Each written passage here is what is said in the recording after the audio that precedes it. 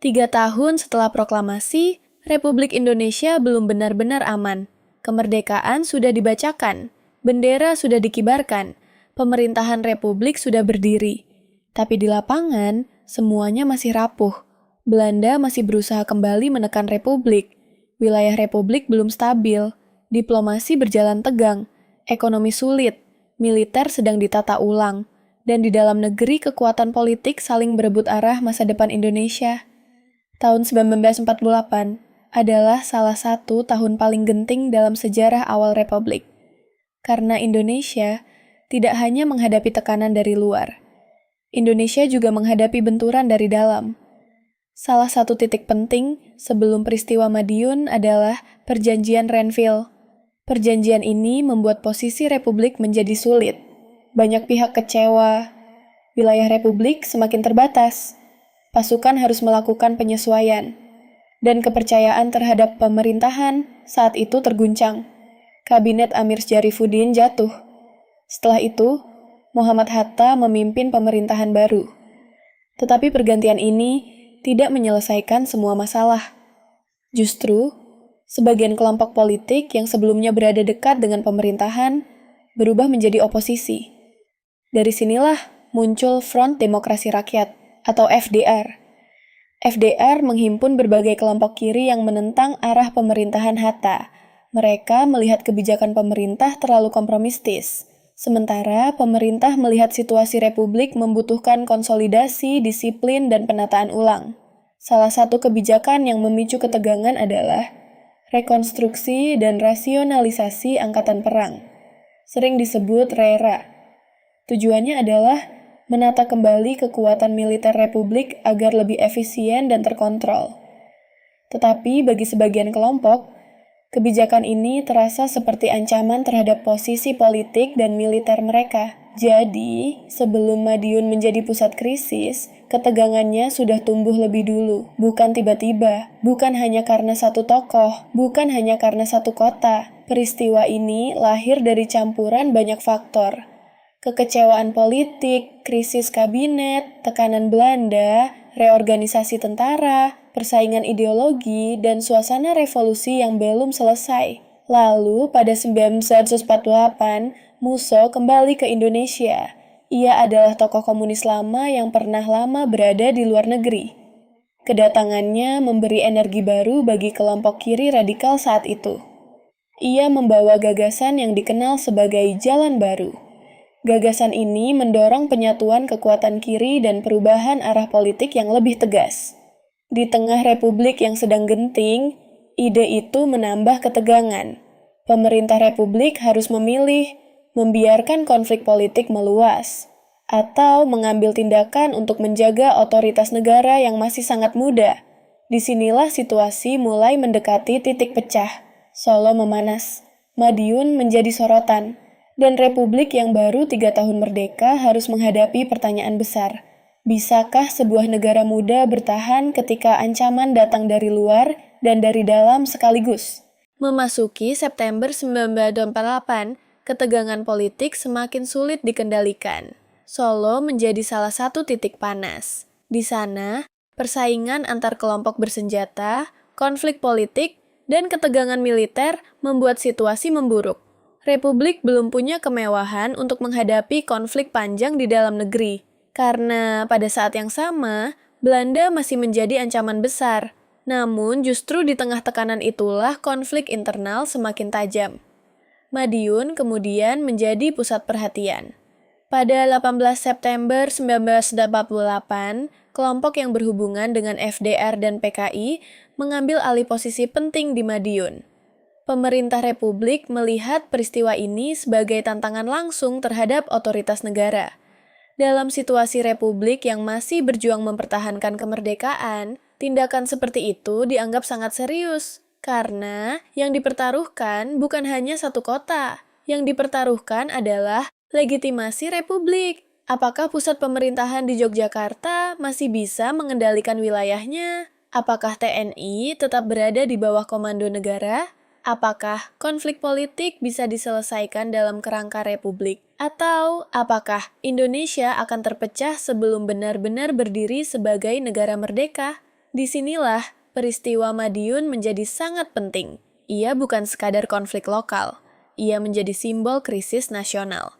Bagi pemerintah Soekarno-Hatta, Madiun harus segera dikendalikan agar Republik tidak terlihat runtuh dari dalam. Bagi kelompok kiri radikal, saat itu adalah momen perlawanan terhadap arah politik pemerintah yang mereka anggap salah. Dua pandangan ini bertabrakan dalam situasi yang sangat tegang. Dan seperti banyak konflik politik pada masa revolusi, batas antara ideologi, militer, loyalitas, dan strategi seringkali tidak mudah dipisahkan. Ada unsur partai, ada unsur tentara, ada unsur daerah, ada unsur personal. Ada juga bayangan perang dingin yang mulai terasa, meskipun Indonesia saat itu masih fokus pada perjuangan mempertahankan kemerdekaan. Karena itu, peristiwa Madiun sering dibaca dari banyak sudut. Dalam narasi negara, peristiwa ini dikenal sebagai pemberontakan terhadap Republik. Dalam kajian sejarah, para peneliti juga melihat latar yang lebih kompleks. Krisis politik setelah Renville, konflik antara pemerintah dan oposisi kiri, reorganisasi militer, serta pertarungan arah revolusi.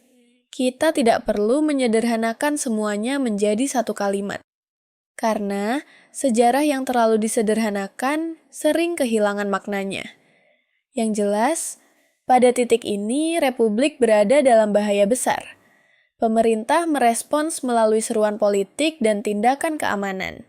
Soekarno dan Hatta menegaskan bahwa otoritas Republik harus dipertahankan. Pidato dan siaran radio menjadi alat penting. Karena radio pada masa itu bukan sekadar media. Radio adalah cara negara berbicara kepada rakyat. Di tengah ketidakpastian, suara pemimpin lewat radio bisa menentukan arah dukungan publik. Republik harus memastikan rakyat tahu. Ini bukan sekadar konflik antar kelompok. Ini adalah ujian, apakah negara muda masih bisa berdiri. Dan setelah Madiun menjadi pusat krisis, pemerintah mengambil langkah untuk memulihkan kendali. Namun persoalannya tidak berhenti di operasi keamanan, karena setelah krisis mereda, Indonesia masih harus hidup dengan pertanyaan yang jauh lebih panjang. Bagaimana mengingat peristiwa Madiun tanpa menjadikannya sekadar alat politik? Setelah krisis Madiun, pemerintah Republik berhasil memulihkan kendali, tetapi dampaknya tidak hilang begitu saja. Peristiwa ini meninggalkan luka politik yang panjang. Ia memengaruhi cara negara melihat komunisme, cara partai-partai melihat satu sama lain berubah, cara militer memandang stabilitas nasional juga berubah, dan cara sejarah awal kemerdekaan diceritakan kepada generasi berikutnya ikut terpengaruh. Karena itu, peristiwa Madiun 1948 sering menjadi topik yang sensitif. Di sekolah, peristiwa ini biasanya dibahas singkat. Nama tokoh disebut, tanggal disebut, istilah pemberontakan disebut.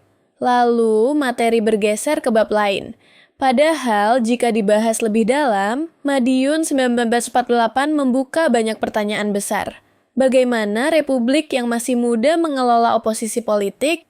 Bagaimana konflik ideologi berkembang dalam situasi perang kemerdekaan? Bagaimana tekanan Belanda memperburuk konflik internal? Bagaimana kebijakan militer memengaruhi kelompok politik? Dan bagaimana negara membangun otoritas ketika institusinya masih sangat baru? Pertanyaan-pertanyaan ini penting, tapi juga sulit. Karena peristiwa Madiun tidak mudah dijelaskan dengan satu sebab tunggal. Bukan hanya soal satu tokoh, bukan hanya soal satu partai, bukan hanya soal satu kota. Ia adalah hasil dari kondisi Republik yang sedang rapuh, Republik yang belum sepenuhnya aman, Republik yang masih dikepung tekanan kolonial, Republik yang harus memilih arah politik, Republik yang harus membangun militer nasional, Republik yang harus menata pemerintahan, dan Republik yang harus mempertahankan legitimasi di mata rakyat sendiri. Inilah alasan kenapa peristiwa Madiun sering terasa jarang diajarkan secara mendalam. Bukan selalu karena tidak penting, justru karena terlalu sensitif, terlalu kompleks, dan terlalu mudah dipakai untuk narasi politik yang hitam putih. Padahal sejarah tidak seharusnya hanya membuat kita menghafal siapa benar dan siapa salah. Sejarah juga harus membuat kita memahami bagaimana sebuah krisis bisa terjadi. Apa kondisi yang membuat konflik membesar? Apa pelajaran yang bisa diambil agar konflik serupa tidak terulang? Dan bagaimana kita bisa membahas masa lalu dengan dewasa tanpa membawa kebencian ke masa kini? Peristiwa Madiun 1948 mengajarkan bahwa kemerdekaan bukan hanya soal mengusir kekuatan kolonial. Kemerdekaan juga berarti membangun negara. Dan membangun negara jauh lebih sulit daripada sekadar memproklamasikannya. Negara butuh institusi, butuh legitimasi, butuh militer yang terkoordinasi, butuh ruang politik yang sehat, butuh kemampuan menyelesaikan perbedaan, dan butuh pemahaman bahwa konflik internal bisa sama berbahayanya dengan tekanan dari luar. Madiun 1948 terjadi ketika Indonesia belum genap 4 tahun merdeka. Itulah yang membuatnya begitu penting, karena pada usia semuda itu, Republik sudah harus menghadapi ujian yang sangat berat. Bukan hanya pertanyaan, bisakah Indonesia merdeka? Tetapi, bisakah Indonesia tetap bersatu? Hari ini, ketika kita melihat kembali peristiwa Madiun, mungkin kita tidak perlu menjadikannya bahan saling menyalahkan. Kita bisa melihatnya sebagai peringatan bahwa negara muda bisa rapuh, bahwa konflik politik bisa membesar jika tidak dikelola, bahwa ideologi bisa memecah ketika dialog kehilangan ruang, bahwa tekanan dari luar bisa memperparah keretakan dari dalam, dan bahwa sejarah yang sensitif tetap perlu dipelajari, justru agar kita lebih hati-hati membaca masa depan. Menurut kamu, peristiwa Madiun 1948 seharusnya diajarkan lebih mendalam di sekolah? Atau memang cukup dibahas singkat karena terlalu sensitif? Tulis pendapatmu di komentar. Dan kalau kamu suka sejarah Indonesia, konflik politik awal kemerdekaan, dan sisi sejarah yang jarang dibahas secara mendalam, jangan lupa subscribe ke Inner Dataset. Karena kadang, pelajaran paling penting dari sejarah bukan hanya tentang kemenangan, tapi tentang masa-masa ketika sebuah bangsa hampir kehilangan arah, lalu harus belajar berdiri kembali.